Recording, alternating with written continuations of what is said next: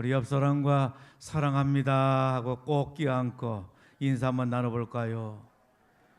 부부는 괜찮지만 이성끼리 안으면 큰일 납니다. 동성끼는 괜찮습니다. 부부도 괜찮습니다. 그런데 이성끼리 웅큼스럽게 안으면 안 되는 겁니다. 이번 월드컵 게임에서 최대 이변이 있다라고 한다면 그것은 두말할 것도 없는 한국이 전 월드컵 챔피언이요, 세계 피파 랭킹 1위요, 아시아권에서는 한 번도 이겨보지 못한 독일을 격파한 일이라고 말할 수가 있을 것입니다. 그런데 우리나라가 멕시코와의 경기에서 2대1로 지고 독일과의 경기를 앞두고 세계 축구 팬들은 말하기를 한국이 독일을 이길 수 있는 승률은 1%라고 하면서 한국이 독일을 2대0으로 이기는 것보다 독일이 한국을 7대0으로 이기는 것이 더 쉽다라고 했습니다. 독일의 승리를 낙관하게 된 것입니다. 그런데 제가 얼마나 축구를 좋아합니까? 축구를 잘 하지를 못하지만 축구를 보는 것을 얼마나 좋아하는지 모릅니다. 그리고 논두렁 축구, 동네 축구는 예전에는 빠져본 적이 없었습니다. 그렇게 축구를 좋아합니다. 새벽 기도를 하는데 비난받고 조롱당한 감독과 선수들이 생각이 나게 된 겁니다. 특정 선수를 거론하면서 영구히 제명을 시켜라. 우리나라에 들어오지 못하도록 출입을 막아라. SNS를 통해서 막말을 하고 온갖 욕설을 다 쏟아내는 게 생각이 나게 된 겁니다. 그러면서 감독과 선수들이 그렇게도 안타깝고 불쌍하게 느껴진 겁니다. 실력이 없어서 진 것인데 그것도 죄인가? 여러분, 선수들이 얼마나 열심히 뛰었어요. 그런데 안 되는 걸 어떡합니까? 그래서 새벽기도 시간에 그들의 모습을 떠올리면서 이런 기도를 드리게 된 겁니다. 하나님, 이번 월드컵 경기를 통해서 감독과 선수들 그리고 국민들이 얼마나 큰 상처를 입고 있습니까? 사람들은 말하기를 독일과의 경기를 앞두고 승률이 1%밖에 되지 않는다라고 하는, 99% 진다라고 말을 하는데 계란으로 바위를 치는 격이라고 말들을 하는데, 하나님, 우리 한국의 1%의 기적과 계란으로 바위를 부숴버린 그 능력을, 그 기적을 보여줄 수는 없겠습니까? 멕시코와의 경기를 앞두고 손흥민 선수의 기도하는 모습을 보셨죠. 예절하게 간절하게 두 손을 모고 기도하는 모습을 보셨죠. 기적을 보여주옵소서. 기독교는 기적의 종교가 아닙니까? 불가능을 가능으로 만들어간 종교가 아닙니까? 다윗이 골리앗과의 싸움에서 승리하는 기적이 우리 기독교 안에 있는 게 아니겠습니까? 기적을 보여주옵소서. 여러분 기도하셨어요? 그리고 밤 11시까지 잠을 자지 않고 TV 앞에 앉아서 축구 경기를 보기 위해서 기다리고 있는 겁니다. 그랬더니 저희 집 사람이 하는 말이, 잠 안 자고 못한가? 잠 안 자고 못한가? 질 것 뻔한데 잠이나 자지. 그러다가 새벽 기도하는데 문제가 생기면 어떻게 하려고? 나는 잠이나 차야 쓰겠네. 아마 우리 집사람도 여자지만 축구에 대해서 들었던 소리가 있었는가 봅니다. 그리고 새벽 기도가 염려되었던가 봅니다. 그래도 1%의 희망을 가지고 TV 앞에 앉아서 2시간 동안 기도하면서 축구를 관람하게 된 겁니다. 그런데 이게 웬일입니까? 기적 같은 일이 생겨나게 된 겁니다. 우리나라가 독일을 2대0으로 이기게 된 겁니다.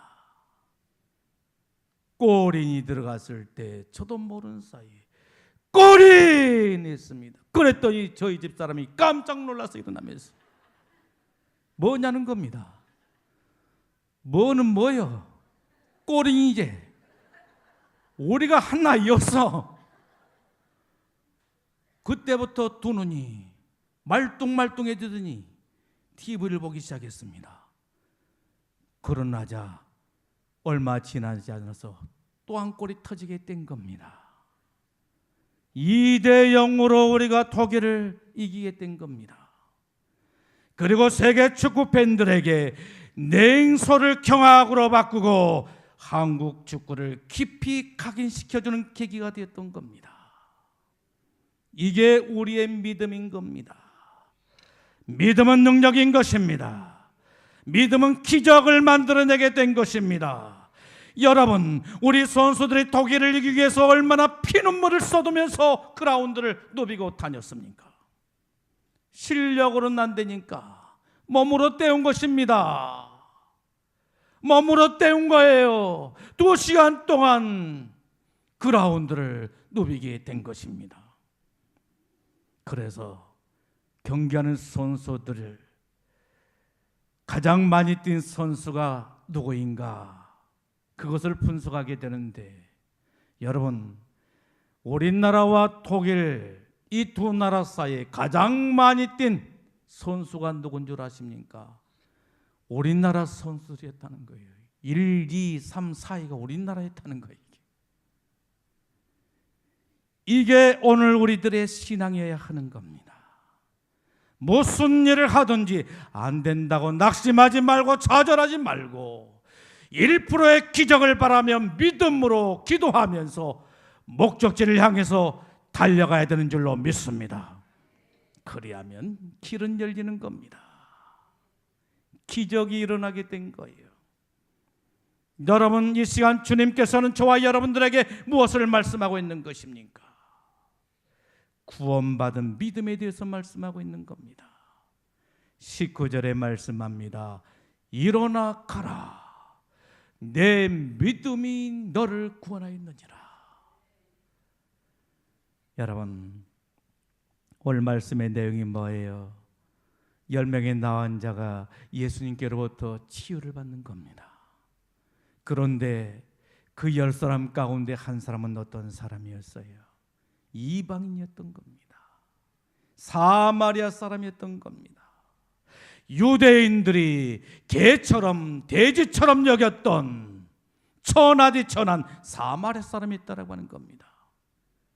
그런데 그 사마리아 사람이 9사람이 누리지 못했던 큰 은혜를 받게 된 것입니다.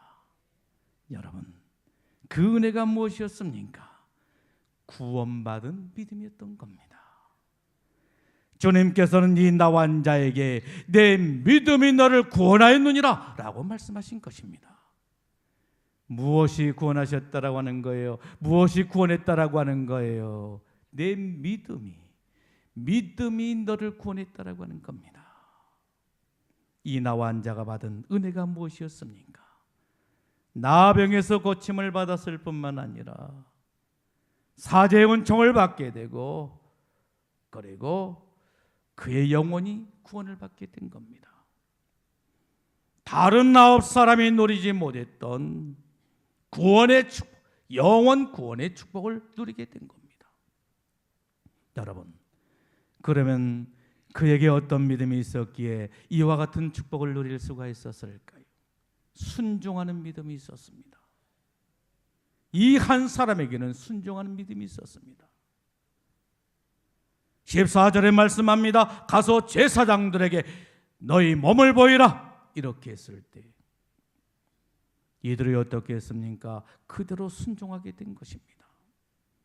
이것저것 따지지를 않습니다. 묻지도 않습니다. 가라고 하니까 가는 것입니다. 상식적으로 생각했을 때 이것은 있을 수가 없는 일이었습니다. 믿을 수 없는 일이었습니다. 그럼에도 불구하고 주님께서 가라고 하시니까, 가서 제사장들에게 몸을 보이라고 하니까 가는 것입니다. 이것이 바로 믿음인 것입니다. 유대사에서는 나병에 걸린 자가 나병에서 완전히 나았을 때만이 제사장에게 가서 나병이 깨끗하게 치료되었음을 인정받을 수가 있었던 것입니다. 그런데 보십시오. 예수님께서 이 나환자에게 소를 놓고 안수를 하셨습니까? 깨끗함을 받으라고 말씀이라도 하셨습니까? 아닙니다. 안수한 적도 없었고 깨끗함을 받으라고 말씀한 적도 없었습니다. 그리고 여전히 아직도 그의 몸에는, 그들의 몸에는 나병이 창궐하고 있었습니다. 그럼에도 불구하고 주님께서 가서 제사장들에게 내 몸을 보이라고 하니까 이들이 어떻게 했습니까? 주님의 말씀을 듣고 순종하여 제사장들에게 몸을 보이기 위해서 가게 된 것입니다. 여러분, 그때 이들에게 어떤 일이 일어나게 된 거예요? 기적이 일어나게 된 거예요. 가면서 보니까 그들의 몸에 있었던 나병이 깨끗하게 치료함을 받게 된 거예요. 그들의 살결이 어린아이 살결처럼 변했는 거예요. 너무너무 놀라운 일이었던 거예요. 순종하는 믿음이 능력인 줄로 믿습니다. 순종하는 믿음이 기적을 불러오게 된 것입니다. 믿음으로 출발해서 순종하는 그 믿음이 기적을 가져오게 된 것입니다. 믿음의 순종이 축복인 것입니다. 믿음으로 순종한 자에게 이처럼 기적이 일어나게 되는 겁니다. 믿음으로 순종하지 않는 사람에게는 일평생 신앙생활에도 아무런 일이 일어나지 않는 것입니다. 그러나 믿음으로 순종하는 사람에게는 이와 같은 기적을 체험하게 된 줄로 믿습니다. 그 다음에 이 사람에게는 어떤 믿음이 있었습니까? 하나님께 영광을 돌리는 믿음이 있었습니다. 15절에 말씀합니다. 큰 소리로 하나님께 영광을 돌리며 돌아와라고 말합니다. 하나님께 영광을 돌리게 된 것입니다. 큰 소리로 하나님께 영광을 돌리게 된 겁니다. 나환자들은 성대가 약했습니다. 그렇기 때문에 큰 소리로 외친다라고 하는 것은 큰 부담이었습니다. 그럼에도 불구하고 고침받은 이 나환자는 큰 소리로 하나님께 영광을 돌리게 된 것입니다. 이 나환자에게는 어떤 믿음이 있었습니까? 감사하는 믿음이 있었습니다. 하나님께 영광을 돌리는 믿음이 있었습니다.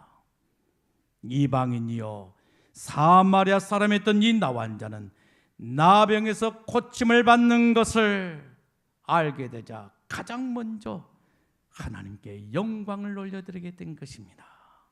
여러분, 우리가 은혜를 받고 난 후에 가장 먼저 할 일이 바로 무엇입니까? 하나님께 영광을 올려드리는 일인 것입니다. 하나님께 영광을 올려드리는 거예요. 하나님을 찬양하고 하나님의 이름을 높여드리고 하나님을 자랑하고 하나님을 증거하고 하나님을 위해서 사는 것입니다. 이것이 은혜 받은 자의 삶인 것입니다. 왜 하나님께서 우리에게 은혜를 베푸신 것입니까? 영광을 받으시려고, 영광을 받으시려고 은혜를 베푸신 것입니다. 그러기에 지극히 작은 것이랄지라도 하나님 앞에 영광을 올려드릴 수가 있어야 되는 것입니다. 비록 먹을 힘만 있어도 은혜라고 말하지 않습니까? 빌어먹을 힘만 있어도 은혜라는 겁니다. 여러분, 우리가 사는 이 세상에는 빌어먹을 힘조차 없어서 고통 가운데 신음하면서 죽어가는 사람들이 얼마나 많이 있습니까? 빌어먹을 힘만 있어도 은혜라고 하는 것입니다. 사실 따지고 보게 되면 우리 주변에 감사할 이유가 얼마나 많이 널려 있는지 모르는 것입니다. 아침에 눈을 뜨는 것이 얼마나 감사할 일입니다. 밤새 안녕한 사람들이 얼마나 많은지 모릅니다. 저의 친구 아버지는 아침에 식사라고 깨어봤더니 이미 저 세상 사람이 돼버리고 말았습니다. 내 손으로 따뜻한 밥 한 그릇을 먹을 수 있다라고 하는 게 얼마나 감사한 일인지 모르는 것입니다. 밥 한 그릇을 내 손으로 비우고 싶은데 그럴 수가 없었어. 마지막 내 소원이 있다라고 한다면 밥 한 그릇 먹는 것이 소이다. 어떤 대기업의 회장이 그러면서 세상을 떠나게 된 것입니다. 건강한 몸을 가지고 이 자리에 나와서 예배할 수 있다라고 하는 게 얼마나 감사할 일입니까? 오고 싶은데 오지를 못하고 중환자실에서 꺼져가는 생명을 가진 사람들이 얼마나 많이 있습니까? 감사하십시오. 감사하며 사십시오. 하나님의 은혜를 생각하며 하나님께 영광을 돌리며 사십시오. 그런데 지금 우리는 어떻습니까? 하나님의 그 큰 은혜를 잊고도, 한량없는 하나님의 큰 은혜를 잊고도 혹시 하나님의 영광과는 상관없이 자기 영광에 취해서 살아가는 사람들은 아닙니까? 자기 잘난 맛에 살아간 사람들은 아닙니까? 자기 영광을 드러내며 사는 사람들은 아닙니까? 고침받는 나와 한자는 하나님께 영광을 돌렸습니다. 이것을 누가 보고 계셨던 거예요? 우리 주님이 보고 계셨던 겁니다. 너무너무 귀한 것이었습니다. 그러게 주님께서 이 나환자를 보시고 어떻게 하신 것입니까? 그를 축복하신 것입니다. 병 고침의 축복뿐만 아니라 사죄의 은총을 주시고 영혼 구원의 축복을 선물로 주신 것입니다. 그런데 스스로 의롭다고 여겼던, 교만한 스스로 의롭다고 여겼던 유대인 나환자들은 어떻게 되었습니까? 그 무서운 불치병, 나병으로부터 고침을 받았음에도 불구하고, 그 치욕스러운 나병으로부터 자유함을 누렸음에도 불구하고 하나님께 영광을 올려드리기는커녕 각기 제 길로 가고 말았다라고 하는 것입니다. 나중에 콧뱅이도 보이지를 않는 것입니다. 여러분, 얼마나 백망등한 사람들인 것입니까? 그 결과 그들은 무엇을 놓치고 말았습니까? 육체의 질병은 치료받았다 할지라도, 나병에서 자염을 받았다 할지라도 영원 구원의 축복을 놓쳐버리고 말았다라고 하는 것입니다. 여러분, 인생에 가장 큰 축복이 있다라고 한다면 무엇이라고 생각을 하십니까? 영원 구원인 줄로 믿습니다. 온 천하를 얻었다 할지라도, 금은보화가 우리의 창고에 가득가득 채워져 있다 할지라도 구원받지 못한 인생이라고 한다면 어떻게 그 인생을 복되다라고 말할 수가 있겠습니까? 그런데 이 소중한 영혼 구원의 축복을 놓치고야 마는 것입니다. 여러분, 그 다음에 나병으로부터 치료함을 받고 예수님 앞에 나와서 영광을 돌렸던 이 사람은 어떤 사람이었습니까? 감사하는 믿음을 가지고 살았던 사람이었습니다. 16절에 말씀합니다.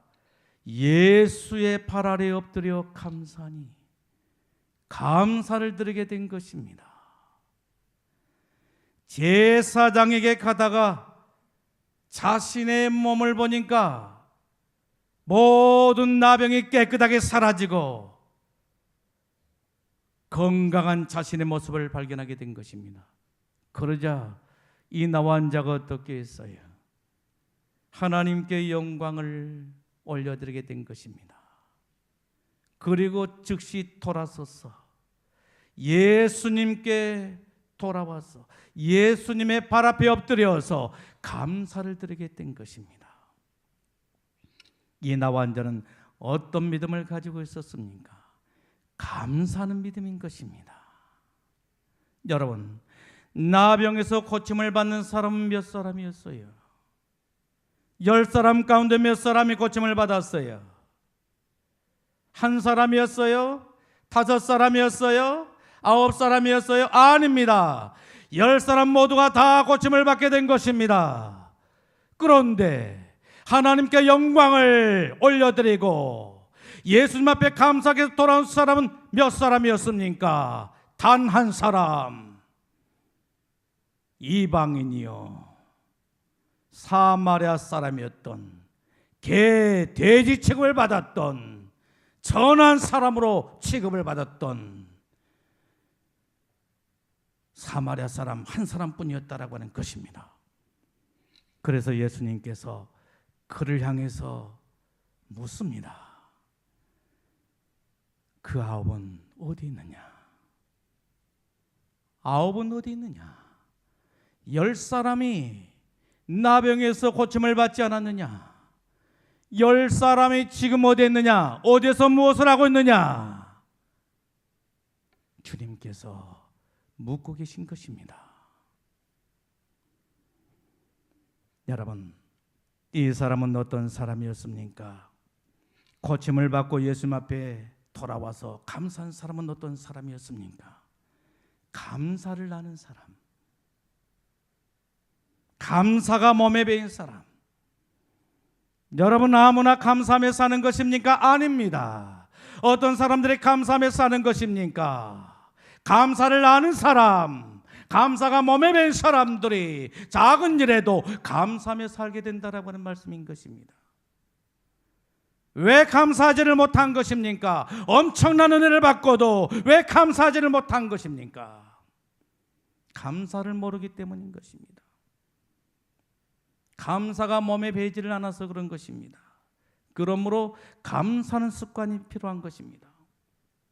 여러분, 어떻게 하면 우리의 체질을 감사의 체질로 바꿀 수가 있을까요? 원망과 불평이 아닌, 부정적인 그러한 생각이 아닌 감사의 체질로 우리를 바꿔갈 수가 있을까요? 하나님께서 지독하게도 싫어하셨던, 하나님께서도 그렇게도 싫어하셨던, 그래서 하늘에 불뱀을 내려서 이스라엘 백성들 원망 불평하던 그 백성들을 물어 죽게 하셨던 그 원망과 불평이 아닌 감사의 체질로 축복의 삶을 살아갈 수가 있을까요? 이런 말이 있습니다.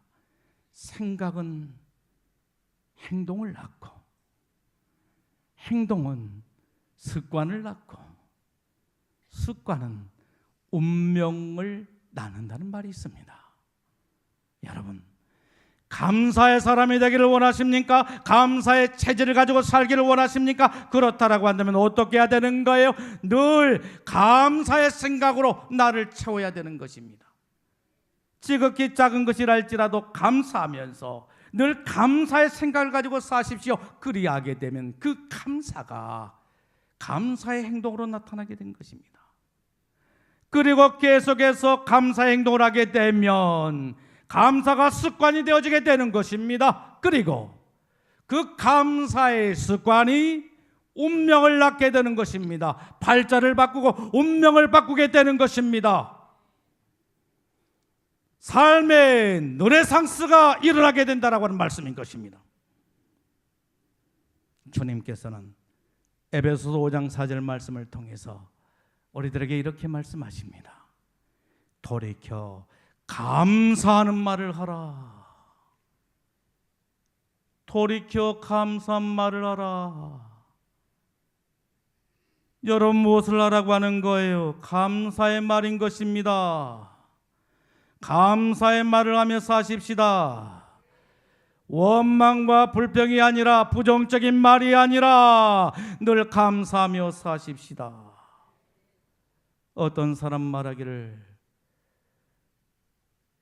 우리 그리스도인들에게 있어서 참으로 소중한 미덕이 있는데 그것은 바로 다름이 아닌 감사라고 있습니다. 우리에게 항상 있어야 될 것 세 가지가 있습니다.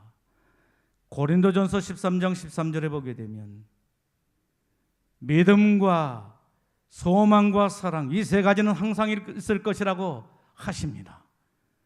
그런데 여기 하나에 더 첨가한다라고 한다면 믿음, 소망, 사랑, 감사라고 하는 것입니다. 우리 그리스도인들에게 있어서 마땅히 꼭 있어야 될 것이 있는데 그것은 바로 감사인 것입니다. 감사하며 사십시다. 지극히 사소한 것에도 늘 감사하며 사십시다. 감사하며 사는 그 사람의 마음속에는 행복이 넘쳐나게 되고 천국이 이루어지게 되는 겁니다. 그런데 늘 원망하고 불평하고 부정적인 말을 하는 사람은 그 마음이 불행해지게 되는 거예요. 지옥이 되고 마는 겁니다. 여러분, 왜 우리는 감사하며 살아야 되는 것입니까? 원망과 불평은 내 인생에 덫이 되게 되고 불행을 가져다 주게 된다는 겁니다. 미 합창의장을 지낸 콜린 파월이라는 사람이 있습니다. 여러분, 이 사람을 아십니까? 이 사람은 1991년에 있었던 걸프 전쟁의 영웅입니다. 그리고 다국적 총사령관으로 인명피해가 하나도 없이 전쟁을 성공적으로 치렀던 사람인 것입니다. 그리고 흑인으로서 미국의 최초의 국무장관이 되었던 사람입니다. 그런데 이 사람의 이야기 가운데 이런 이야기가 있습니다. 이 사람이 청년 때 일이었습니다. 아르바이트를 하기 위해서 한 회사를 찾게 되었습니다. 그런데 그 회사를 찾아서 일을 하게 되는데 무슨 일을 하게 되었느냐? 또랑을 파는 일을 하게 된 겁니다. 몇 사람에서 또랑을 파게 되는데 거기에 어떤 사람이 있었느냐 하게 되면 삽을 기댄 채 온갖 원망과 불평과 부정적인 말을 쏟아내면서 회사가 충분한 임금을 주지 않는다라고 하는 것입니다. 일은 하지 않고 말만 하고 시간을 때우게 된 것입니다.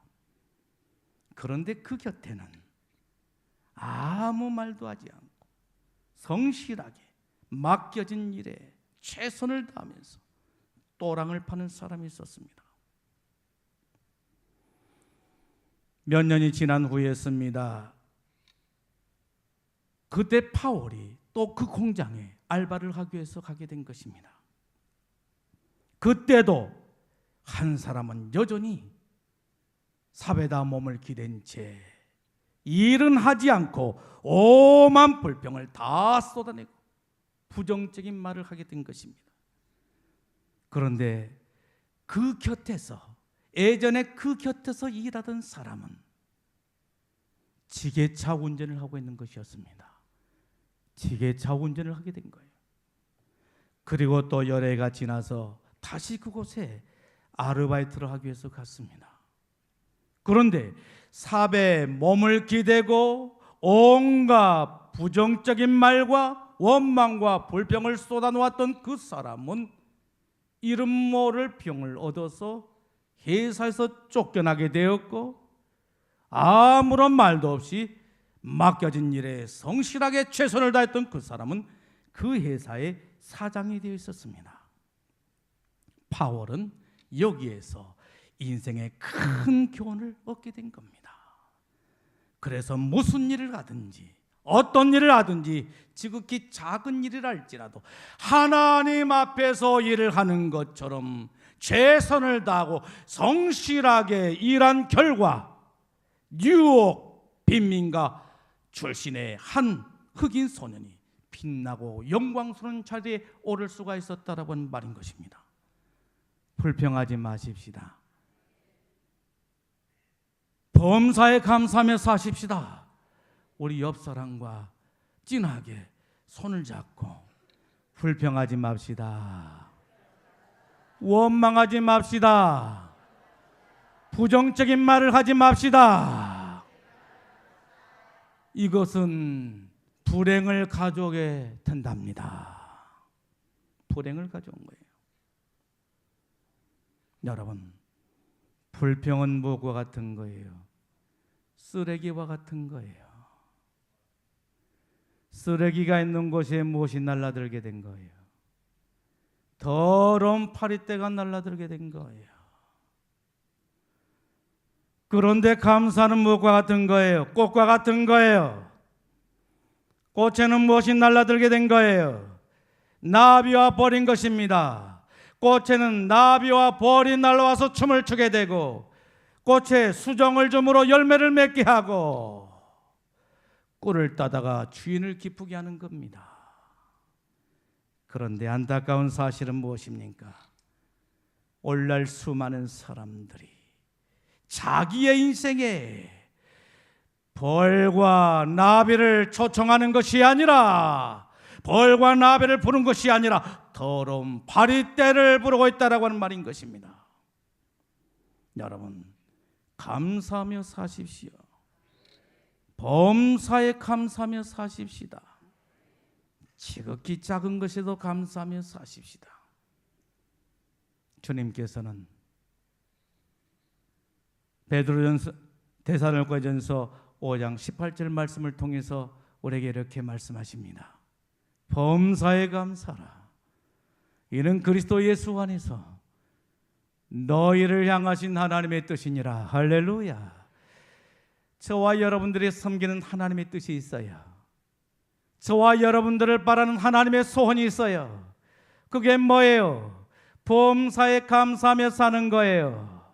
범사에 감사라고 하는 것입니다. 이것이 바로 하나님의 뜻이라고 하는 것입니다.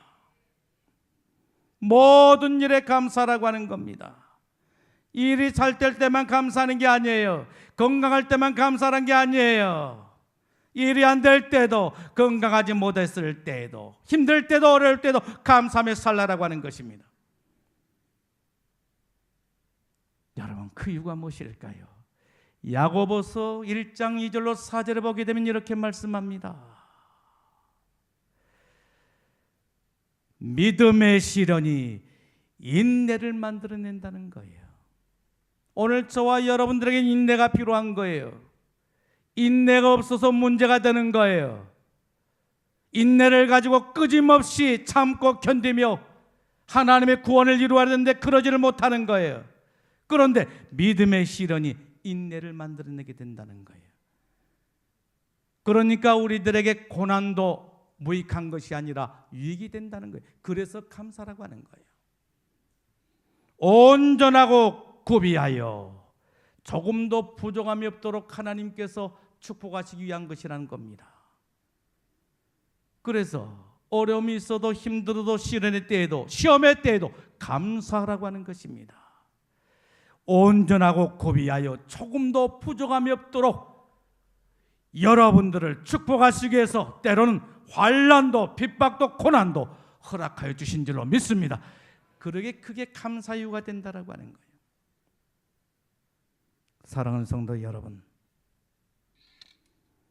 하나님께 영광을 돌리고 예수님께 돌아와서 감사를 드렸던 나와 환자가 받은 축복이 바로 무엇이었습니까? 나병에서 고침을 받았을 뿐만 아니라 영적인 질병 사제의 은총을 받게 되었고 그리고 영혼 구원의 축복을 받게 된 것입니다. 사랑하는 성도 여러분, 오늘 주님께서는 우리들에게 구원받은 믿음을 가지라고 말씀하십니다.